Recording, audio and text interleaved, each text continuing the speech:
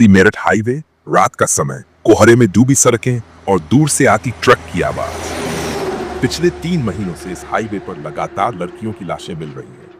हर बार एक नया चेहरा, लेकिन हत्या का तरीका वही, गला रेता गया, शरीर बुरी तरह घायल। पुलिस के पास न कोई गवाह, न कोई पुख्ता सबूत। लेकिन अब यह केस सौंपा गया है दिल्ली पुलिस के सबसे तेज तर्रार अफसर एसीपी अर्जुन राठी को।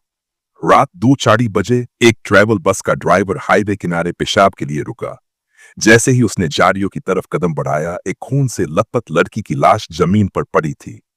बाप रे, लाश है इधर, कोई है क्या? कुछ ही घंटों में पुलिस पहुंच गई।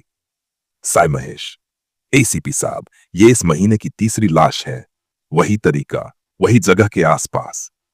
यह कोई सीरियल किलर का काम है और वो बार बार हमें एक ही जगह खींच लाता है। अब हम उसे उसके ही जाल में फंसाएंगे। एसीपी अर्जुन ने सभी मृत लड़कियों की फाइल मंगवाई। कुछ बातें सामान्य थीं। सभी लड़कियां ओएसी से 36 साल की थीं, अधिकतर अकेली यात्रा कर रही थीं और सभी की हत्या रात 2 बजे से 4 बजे के बीच हुई थी। एसीपी अर्जुन, ये हत्याएं केवल हत्याएं नहीं हैं, ये एक पैटर्न है। हर बार लड़की अकेली होती है और उसे टारगेट किया जाता है। सर, हमें हर बार हाईवे पर एक ट्रक जरूर गुजरता दिखा है, लेकिन नंबर कभी साफ नहीं मिलता। मतलब कातिल ट्रक में हो भी सकता है और नहीं भी, हमें ज्यादा गहराई में जाना होगा। जांच में कुछ नाम सामने आए। रणदीप सिंह, ट्रक ड्राइवर, शराबी और गुस्सैल स्वभाव का। कमलेश, ढाबा मालिक, जो हर बार हत्या की रात उस क्षेत्र में होता है। नेहा, पत्रकार, जो हर केस पर तुरंत रिपोर्टिंग करती है और हर चीज की जानकारी पहले से रखती है। विवेक, मृत लड़कियों का कॉलेज फ्रेंड, जो हर बार सोशल मीडिया पर उनके साथ देखा गया। जैसे जैसे आगे बढ़ रहा हूं, हर चेहरा मुझे मासूम से कम और रहस्यमय ज्यादा लग रहा है। एसीपी अर्जुन ने अपनी टीम को ट्रक ड्राइवर रणदीप पर नजर रखने को कहा। सर, रणदीप हत्या की रात हाईवे पर था, लेकिन उसका ट्रक जीपीएस से ट्रेस किया गया, वह दूसरी जगह था।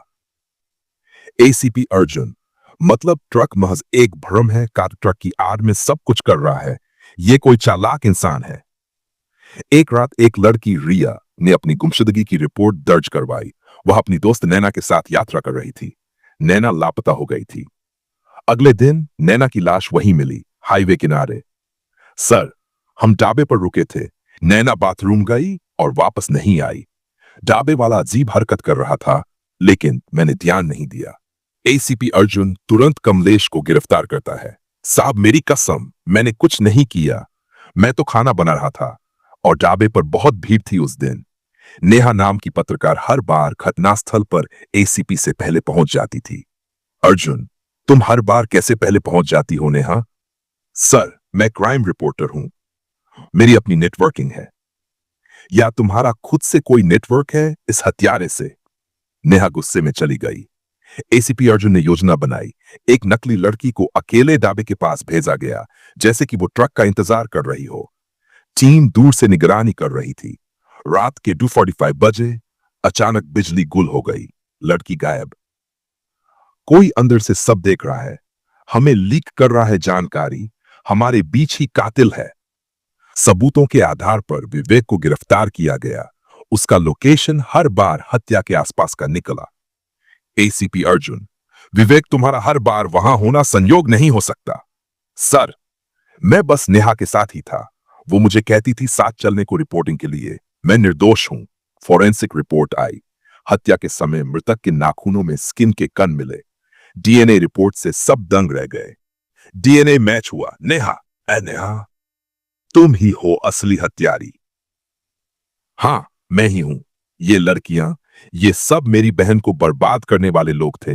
मेरी बहन ने आत्महत्या की और मैं उन जैसी हर लड़की से बदला ले रही थी। लेकिन तुमने निर्दोषों को मारा। कोई निर्दोष नहीं होता एसीपी साहब। हर चेहरा मासूम नहीं होता जैसा दिखता है। नेहा को कोर्ट ने 7 लड़कियों की हत्या के आरोप में मृत्युदंड की सजा सुनाई। एसीपी अर्जुन, हाईवे अब फिर से शांत है, लेकिन उसकी खामोशी में उन चीखों की गूंज अब भी छिपी है।